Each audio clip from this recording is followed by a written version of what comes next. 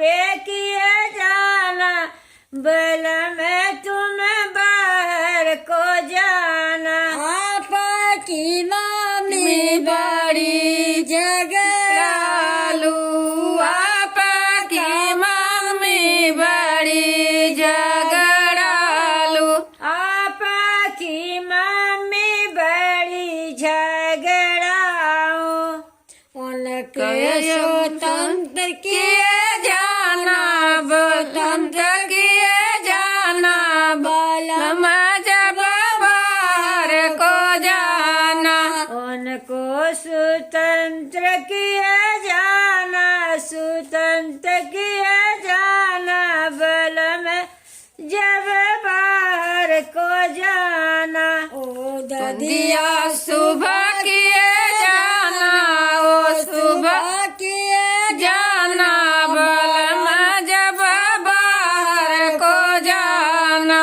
ओ ददिया सुबह किए जाना, ओ सुबह किए जाना, बलम जब बाहर को जाना। आपा की भाभी बड़ी झगड़ालू, आपा की भाभी बड़ी झगड़ालू, आपा की भाभी बड़ी झगड़ालू, आपा की भाभी बड़ी झगड़ालू। उनको अलग किए जाना, अलग किए जाना, बलम जब बाहर को जाना। उनको अलग किए जाना, अलग किए जाना, बलम जब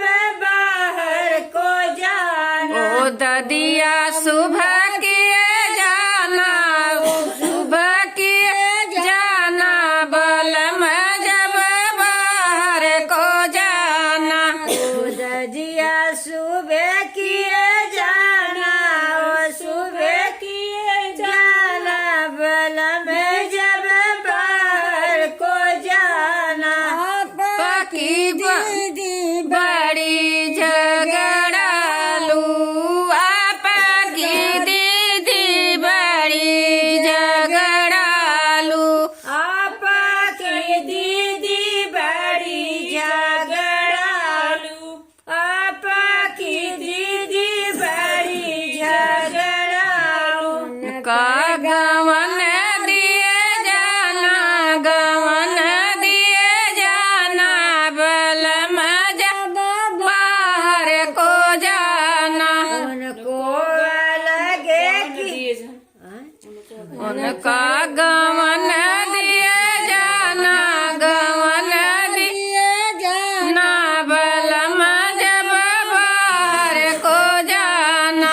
उनको गवन दिए जाना, गवन दिए जाना, बलम जब बाहर को जाना। ओ ददिया सुबह की